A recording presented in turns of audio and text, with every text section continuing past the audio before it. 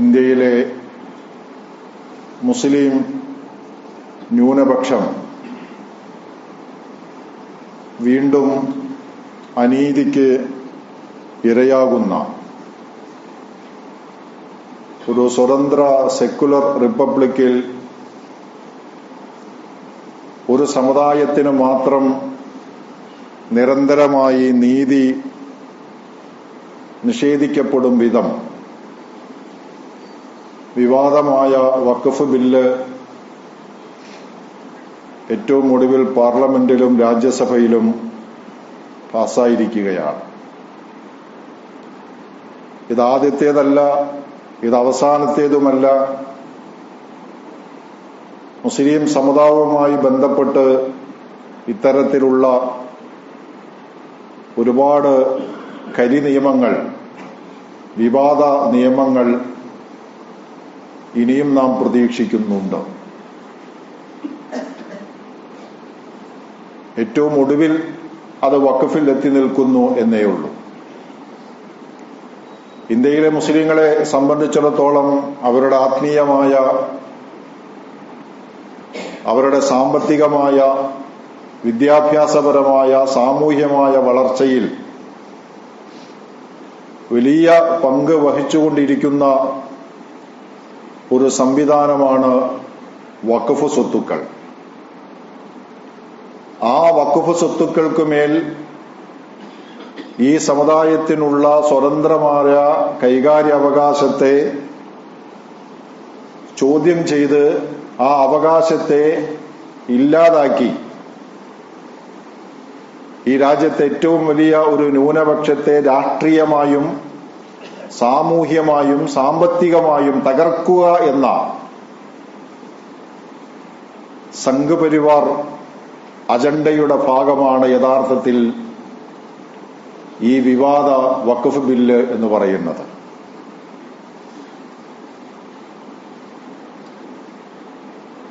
എങ്കിലും നമുക്ക് പ്രതീക്ഷയുണ്ട്. ഇന്ത്യയുടെ മതേതര ചേരി നാം പ്രതീക്ഷിച്ചത്ര ദുർബലപ്പെട്ടിട്ടില്ല.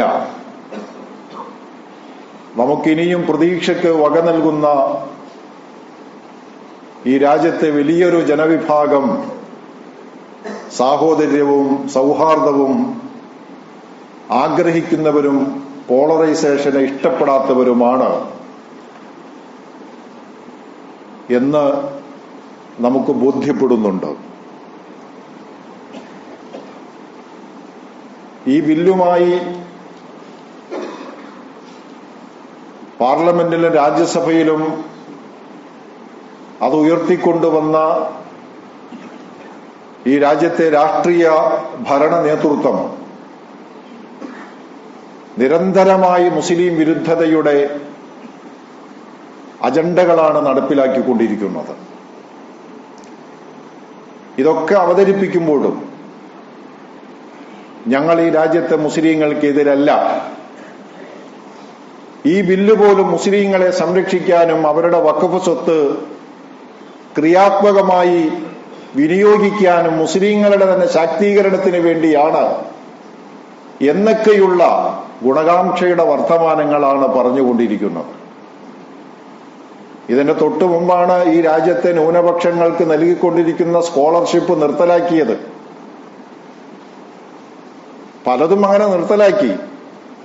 ഈ രാജ്യത്തെ പഠിക്കാൻ നിവൃത്തിയില്ലാത്ത പാവപ്പെട്ട മുസ്ലിം സമുദായത്തിലെ വിദ്യാർത്ഥികൾക്ക് സർക്കാർ എയ്ഡ് നിഷേധിക്കപ്പെടുമ്പോൾ അല്പമെങ്കിലുമൊക്കെ ആശ്വാസമാകുന്നത് സമുദായത്തിന്റെ തന്നെ ഇത്തരം വഖഫ് സ്വത്തുകളാണ്.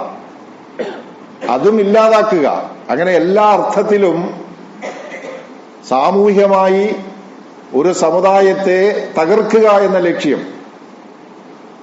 എന്നിട്ട് ബില്ലുകൾ അവതരിപ്പിക്കുമ്പോൾ പറയുക, ഞങ്ങൾ മുസ്ലിം സംരക്ഷകരാണ്, ഞങ്ങൾ എല്ലാവരുടെയും ക്ഷേമം ആഗ്രഹിക്കുന്നവരാണ്, ഞങ്ങൾക്ക് ആരോടും പ്രത്യേകിച്ച് വിവേചനമില്ല എന്ന് പറയുക. അത് പറയാൻ അവർ ബാധ്യസ്ഥരാണ്. അത് പറഞ്ഞു പറ്റിക്കുക, മാലോകരെ കബളിപ്പിക്കുക. പക്ഷെ ഈ രാജ്യത്തെ മുസ്ലിങ്ങളടക്കമുള്ള മതേതര ചേരി അത് വിശ്വാസത്തിലെടുക്കുന്നില്ല. മുസ്ലിങ്ങളുടെ ക്ഷേമത്തിനും വഖഫ് സ്വത്തിന്റെ സംരക്ഷണത്തിനുമാണ് ഈ ബില്ല് എന്നാണ് അവർ തന്നെ പറയുന്നത്. കോഴികളെ സംരക്ഷിക്കാൻ കുറുക്കൻ നിയമം ഉണ്ടാക്കുന്നത് പോലെ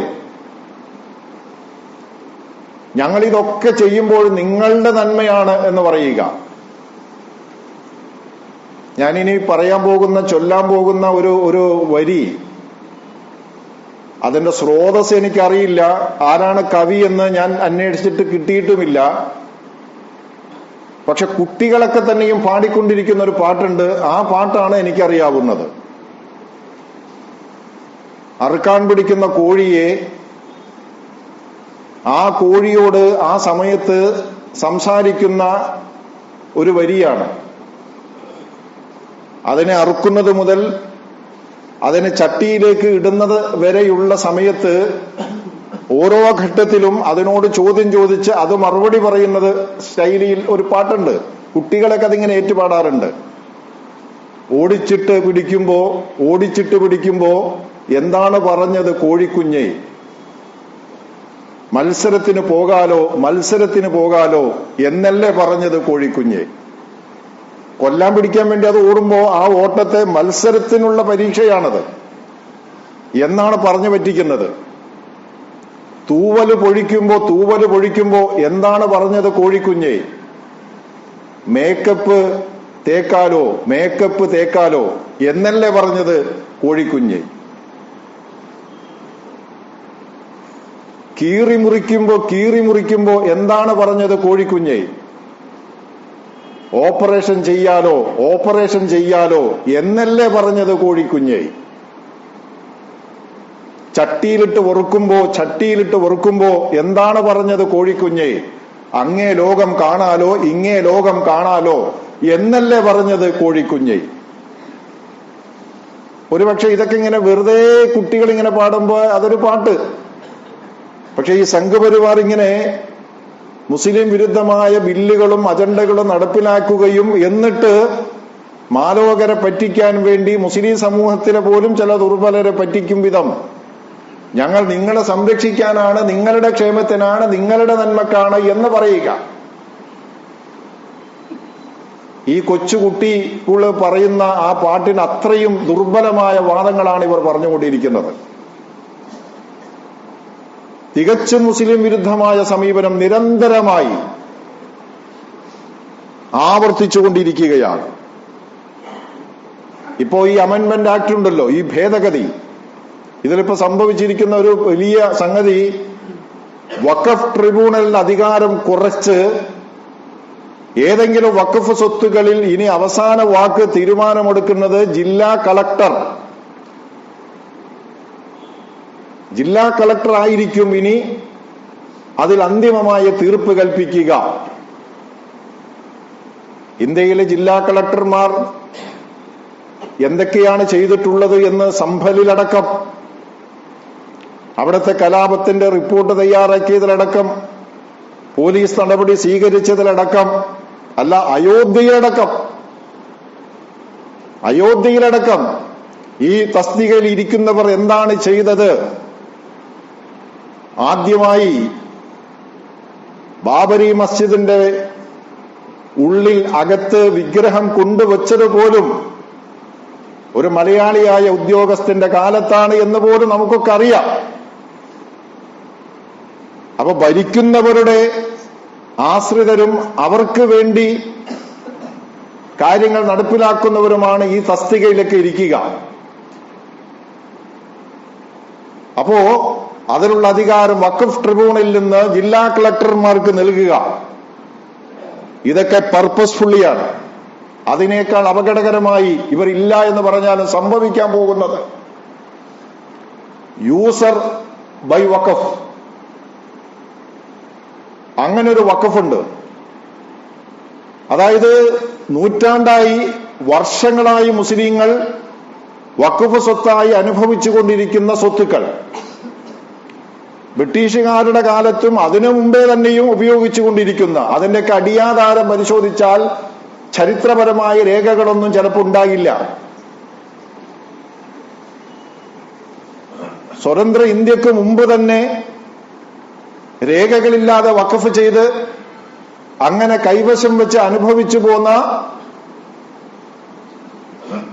യൂസർ ബൈ വഖഫ് എന്ന് പറയുന്ന ഉപയോഗിച്ചുകൊണ്ടിരുന്ന വഖഫുകൾ വർഷങ്ങളായി ഈ വഖഫിന് നിയമപരമായ സാധുത നേരത്തെയുള്ള വഖഫ് നിയമത്തിലുണ്ട് എന്ന് പറഞ്ഞ രേഖകളില്ലാതെ തന്നെ വർഷങ്ങളായി നൂറ്റാണ്ടായി ഉപയോഗിച്ചു കൊണ്ടിരിക്കുന്നതിന് നിയമപരിരക്ഷയുണ്ട്. ഇപ്പൊ അതല്ല. ഇപ്പോൾ മുസ്ലിങ്ങൾ എത്ര വർഷങ്ങൾക്ക് മുമ്പ് ഉപയോഗിച്ചു എന്ന് പറഞ്ഞിട്ടും കാര്യമില്ല. അവരിത് വഖഫാണെന്ന് തെളിയിക്കണമെങ്കിൽ അതിന്റെ പഴക്കമുള്ള അടിയാധാരം വരെ, ചരിത്രപരമായ രേഖകൾ വരെ കാണിച്ചില്ലെങ്കിൽ നിങ്ങൾക്കത് നഷ്ടപ്പെടും. ഇന്ത്യയിലെ വഖഫ് സ്വത്തുകളിൽ വലിയൊരു ശതമാനം ഈ വഖഫ് ഇനത്തിൽപ്പെടുന്നതാണ്. ഈ വഖഫ് ഇനത്തിൽപ്പെടുന്നതാണ്. ഇന്ത്യയിലെ മസ്ജിദുകൾ, ഷാഹി ഈദ്ഗാഹ് അടക്കമുള്ള മസ്ജിദുകൾ, സത്യത്തിൽ ഇവർ ഉന്നം വെക്കുന്നത് ഇത്തരത്തിലുള്ള ഭൂമിയെയാണ്. അങ്ങനെ ഒരു സമുദായത്തിന്റെ പ്രോപ്പർട്ടിയെ എപ്പ വേണമെങ്കിലും അതിന്റെ മേൽ അവകാശവാദം ഉന്നയിച്ച് തീരുമാനമെടുക്കാനുള്ള ഒരു ബോഡിയെയും നിശ്ചയിച്ച് അങ്ങനെ ഒരു സമുദായത്തിന്റെ സ്വത്ത് കയ്യേറാനുള്ള എല്ലാ അവസരവും ഈ അമെന്റ്മെന്റിൽ കൊണ്ടുവന്നിരിക്കുന്നു എന്നുള്ളതാണ്. 5 വർഷം മുസ്ലിമായി പ്രാക്ടീസ് ചെയ്തു എന്ന് തെളിയിക്കപ്പെട്ട ആൾക്ക് മാത്രമേ ഇനി വഖഫ് ചെയ്യാൻ പാടുള്ളൂ. ഒരാൾ ഇസ്ലാമിലേക്ക് വന്നു, പുതിയ നിയമം അനുസരിച്ച് ഇനി ആ വന്ന അയാൾക്കിനി അയാളുടെ സ്വത്ത് വഖഫായി സമൂഹത്തിന്, സമുദായത്തിന് കൊടുക്കണമെങ്കിൽ അയാൾക്ക് അതിനുള്ള അധികാരമില്ല. പിന്നെ എന്ത് തെളിയിക്കണം? അയാൾ ഇസ്ലാം വന്ന് മുസ്ലിമായി 5 വർഷം പ്രാക്ടീസിംഗ് മുസ്ലിമാണ് എന്ന് തെളിയിക്കണം. പ്രായോഗികമായി മുസ്ലിമായി ജീവിച്ചിരുന്ന ആളാണ് എന്ന് തെളിയിച്ചാൽ മാത്രമേ അയാൾക്കിനി വഖഫ് ചെയ്യാൻ അധികാരമുള്ളൂ. ഇന്ത്യയിലെ ഒരു മതവിശ്വാസിക്കും ബാധകമല്ലാത്ത, ഇന്ത്യയിലെ മുസ്ലിമിന് മാത്രം ബാധകമാകുന്ന, അഥവാ ഒരു മുസ്ലിം അവൻ പ്രാക്ടീസിംഗ് മുസ്ലിം ആണോ അല്ലേ എന്ന് തെളിയിക്കണം അത്രേ. ആ 5 കൊല്ലക്കാലം അവന്റെ സ്വത്തിൽ അവന് ക്രയവിക്രയത്തിന് അധികാരമില്ല. അത് വഖഫായി കൊടുക്കണോ കൊടുക്കണ്ടേ? അധികാരമില്ല. നിങ്ങൾ പ്രാക്ടീസിംഗ് മുസ്ലിം ആണോ? 5 വർഷം നിങ്ങൾ മുസ്ലിമായി ജീവിച്ചു എന്ന് തെളിയിക്കണം. എന്തിനാണ് നിയമം കൊണ്ടുവരുന്നത്? പുതിയ വഖഫുകൾ പരമാവധി ഇല്ലാതാക്കുക. ഇനിയിപ്പോ ഇത് ഉയർത്തിപ്പിടിച്ചും ഒരുപക്ഷെ ഇവര് പറയാൻ പോകുന്നത്, കണ്ടോ ഞങ്ങളുടെ നിയമത്തിലൂടെ ആളുകൾക്ക് ഇനി പ്രാക്ടീസിംഗ് മുസ്ലിങ്ങളാവൂലേ?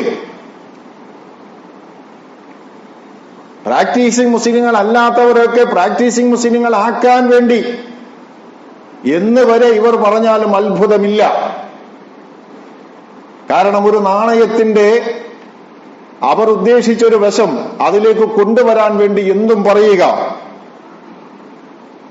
ഇതാണ് ഈ രാജ്യത്ത് സംഘപരിവാർ നിരന്തരം മുസ്ലിം വിഷയങ്ങളിൽ തെരഞ്ഞുപിടിച്ച് പുതിയ പുതിയ നിയമങ്ങൾ, അമെന്റ്മെന്റുകൾ, നിയമപരിഷ്കരണങ്ങളൊക്കെ കൊണ്ടുവന്നുകൊണ്ടിരിക്കുന്നത്. ഇത് ഈ രാജ്യത്തെ നല്ലവരായ മുഴുവൻ ജനാധിപത്യ മതേതര വിശ്വാസികളും ഒന്നിച്ചെതിർക്കേണ്ടതാണ്. പക്ഷെ ദൗർഭാഗ്യവശാൽ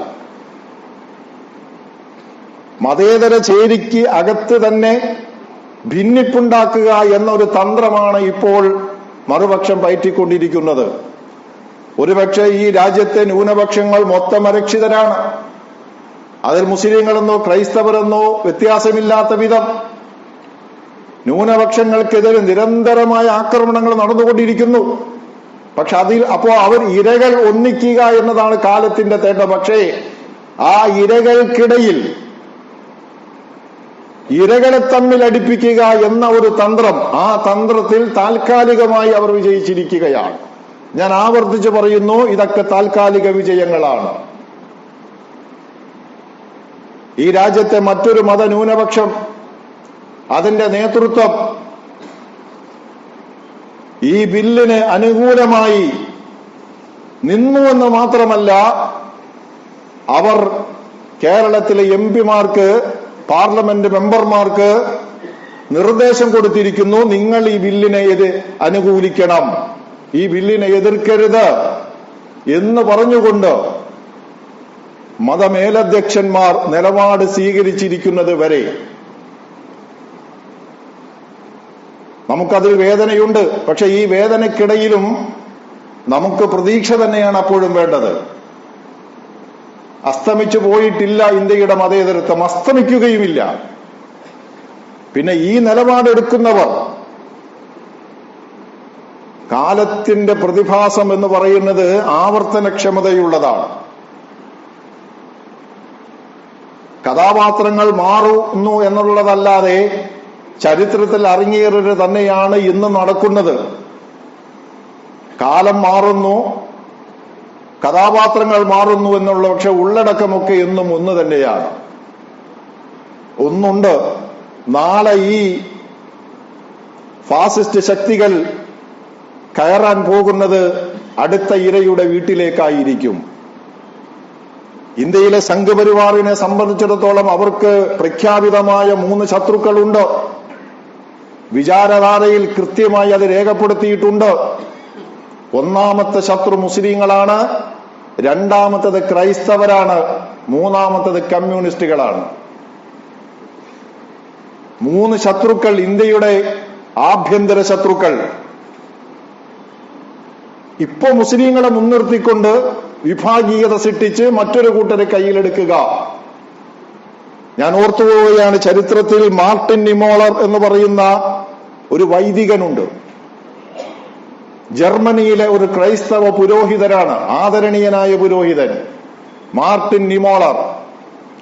1892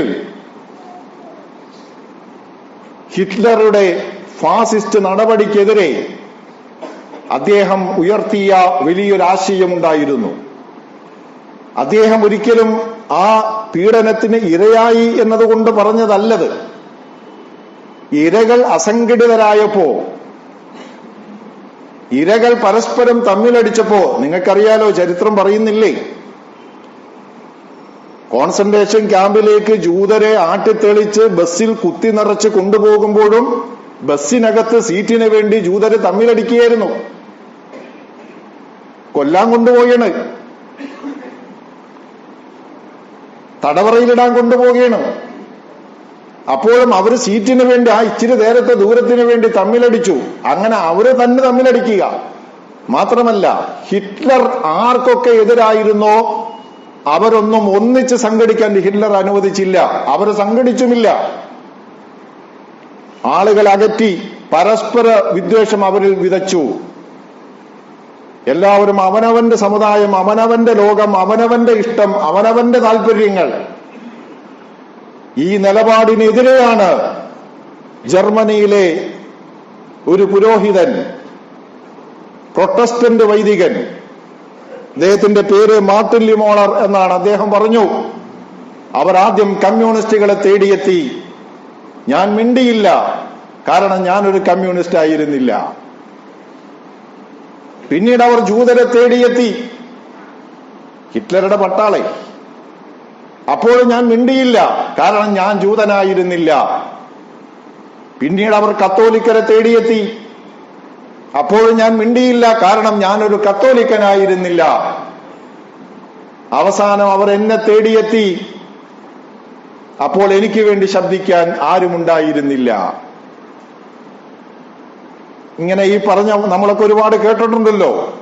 ഈ പ്രസിദ്ധമായ വാക്ക് ഒരു വൈദികന്റെ വാക്കാണ്, ഒരു വൈദികന്റെ നീതിബോധമാണ് ചരിത്രത്തിൽ ഇടം പിടിച്ചത്.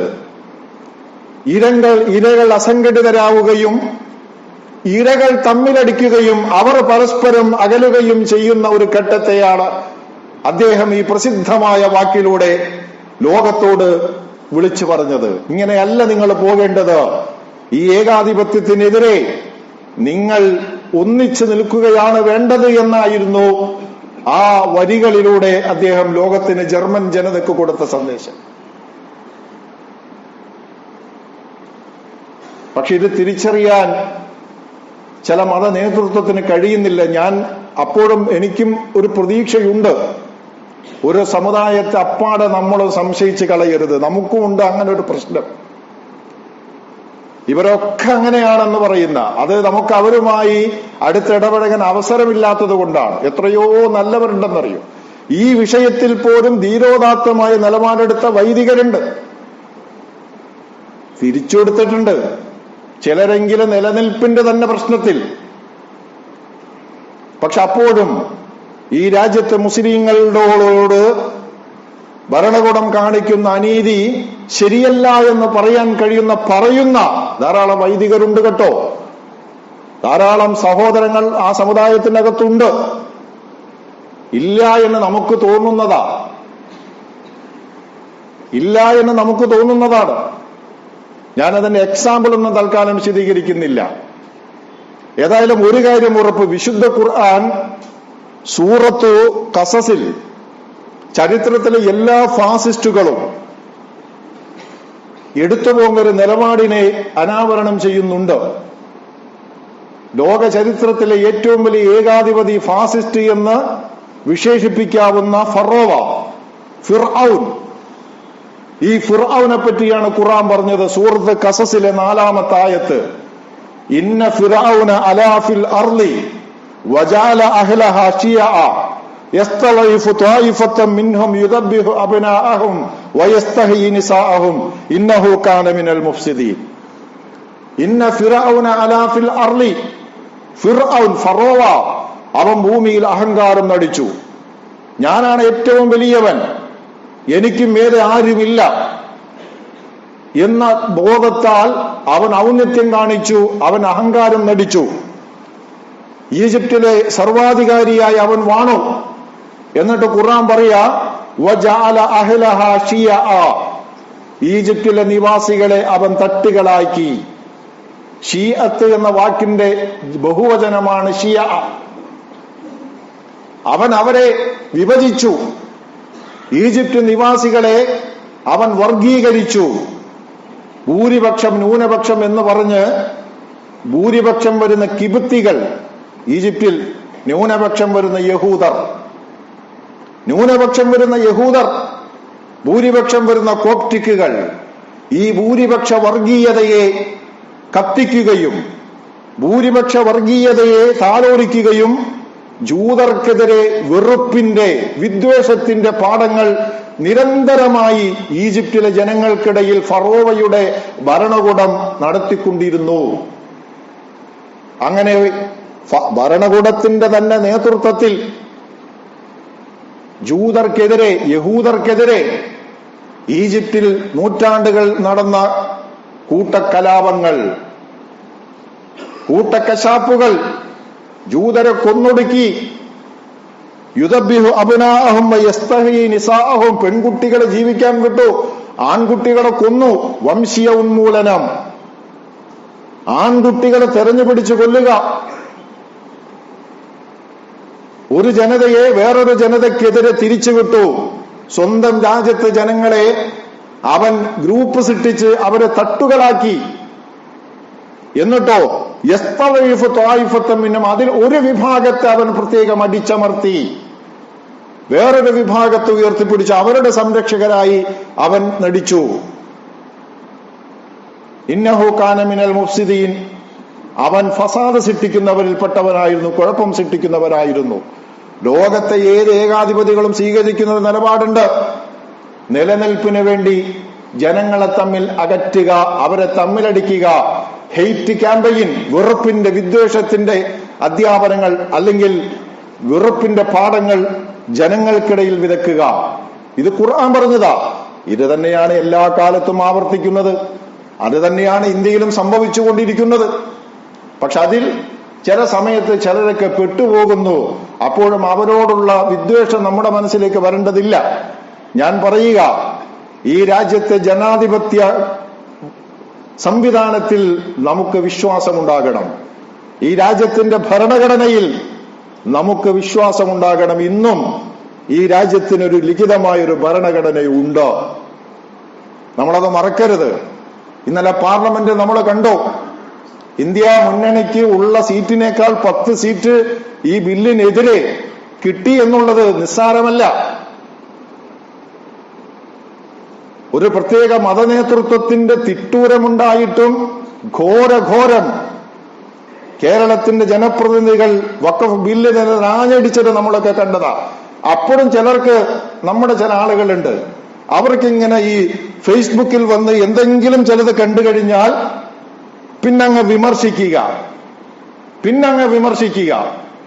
അദ്ദേഹം എന്തേ മിണ്ടിയില്ല? നരേന്ദ്രമോദി ഇന്നലെ പ്രധാനമന്ത്രി മിണ്ടിയോ?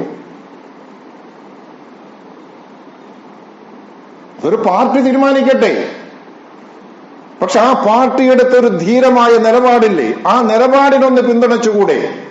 അതും ഒരു പ്രത്യേക മതവിഭാഗത്തിന്റെ കൃത്യമായ സർക്കുലർ പോലത്തെ നിർദ്ദേശമുണ്ടായിട്ടും അതുപോലെ മാറ്റിവെച്ച് ഈ രാജ്യത്തെ മുസ്ലിങ്ങൾക്ക് വേണ്ടി ഇന്നാള് സംസാരിച്ചു, ഇന്നാൾ എന്തുകൊണ്ട് സംസാരിച്ചില്ല? അവരല്ലേ തീരുമാനിക്കണ്ടേ? വിമർശനങ്ങളിൽ ഒരു കാമ്പ് വേണ്ടേ? ഇനി അങ്ങനെ ഉണ്ടെങ്കിൽ തന്നെ മനസ്സിലിരുന്നാ പോരെ?